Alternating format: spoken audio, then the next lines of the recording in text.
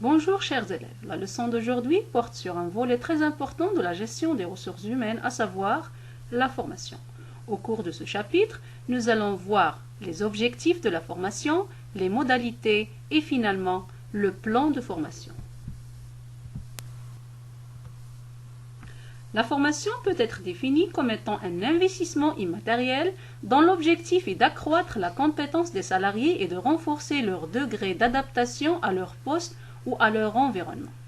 Cela veut dire que l'entreprise va dépenser une somme d'argent pour améliorer les compétences de ses salariés et les rendre capables de s'adapter à tout changement de l'environnement. Pour pouvoir identifier les objectifs de formation, je vous propose d'étudier le document suivant et de répondre aux questions le concernant. Pour mieux profiter de cette activité, vous pouvez mettre pause à la vidéo, répondre aux questions par vous-même et visualiser la correction par la suite. Après une lecture approfondie du document, on peut dire que l'entreprise La Belle Vie a organisé des formations au profit de ses salariés. À travers ces formations, cette entreprise cherche à atteindre les objectifs suivants. La Belle Vie cherche à améliorer sa compétitivité face à un environnement concurrentiel. Accompagner sa stratégie de développement en vue de préparer de futures ouvertures et finalement, il cherche à augmenter les bénéfices. La formation peut être aussi profitable aux salariés. Ainsi, grâce à la formation, les salariés pourront améliorer leurs compétences actuelles.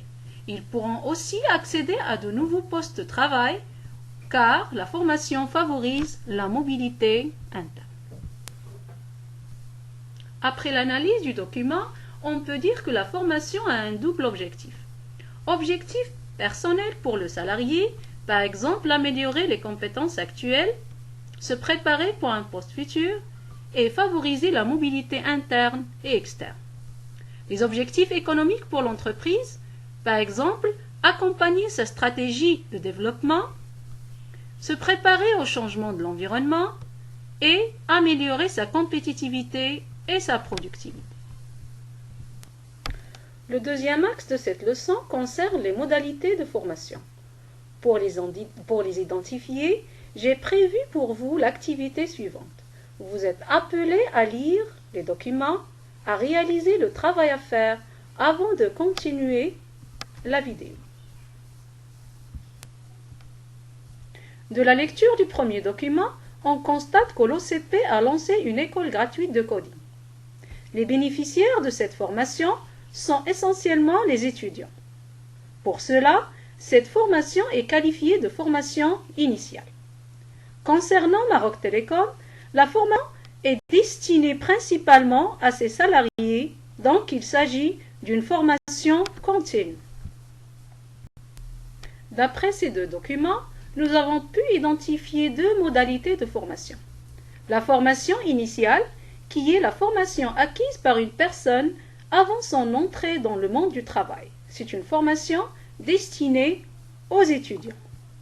La formation continue est une formation suivie au cours de l'activité professionnelle d'une personne, qu'il soit ou non matérialisée par un diplôme. C'est la formation dont les bénéficiaires sont les salariés de l'entreprise. La formation continue peut être réalisée selon deux modes. Nous allons reprendre le document relatif à la formation de Maroc Télécom pour pouvoir les identifier. À partir du document, on va relever l'organisme formateur chargé des actions de formation au profit des salariés de Maroc Télécom. Alors, d'après le document, on constate que Maroc Télécom dispose d'un centre de formation à Rabat avec des formateurs internes. Pour cela, cette formation, ou bien le mode de formation, est qualifié de formation continue interne. Maroc Télécom fait aussi appel à des prestataires externes pour des formations spécifiques. Donc, on parle aussi d'une formation continue externe. Donc, on peut dire qu'il existe deux modes de réalisation de la formation continue. Le mode interne et le mode externe.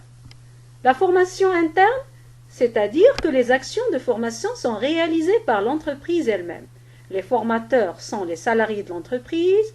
L'entreprise dispose de son propre centre de formation. La formation externe, quant à elle, c'est la formation assurée par un établissement de formation public, l'OFPPT par exemple, ou privé, que ce soit dans les locaux de l'entreprise ou ailleurs. Le dernier point de ce chapitre concerne le plan de formation. Premièrement, nous allons commencer par définir qu'est-ce qu'un plan de formation. Alors, un plan de formation, c'est l'ensemble des actions de formation proposées aux salariés sur une ou plusieurs années. Il comprend les formations décidées par l'employeur et les demandes exprimées par les salariés. Quels sont les éléments qui doivent figurer dans le plan de formation? L'activité suivante va nous aider à identifier les principaux éléments d'un plan de formation. Alors, prenez le temps nécessaire pour réaliser le travail à faire avant de regarder la correction. Donc, à partir du document, on trouve que l'objectif visé par Total Maroc à travers cette formation est d'aider au développement personnel et professionnel des collaborateurs. La durée de formation est de 599 jours. Les bénéficiaires sont 166 collaborateurs de Total Maroc. Les domaines de formation couvrent la santé, la sécurité, l'environnement et la qualité, la fonction support, innovation et la fonction commerciale. Pour cela, il a consacré un budget de 2 milliards de dirhams. Le dernier point à traiter dans ce chapitre concerne les étapes du plan de formation. Le plan de formation nécessite 4 étapes. Premièrement, la détermination des besoins en formation, l'élaboration du plan de formation, la réalisation du plan de formation et finalement l'évaluation et le suivi des formations pour vérifier la pertinence des actions programmées au profit des salariés. Nous arrivons à la fin de cette vidéo. Merci pour votre attention et à bientôt.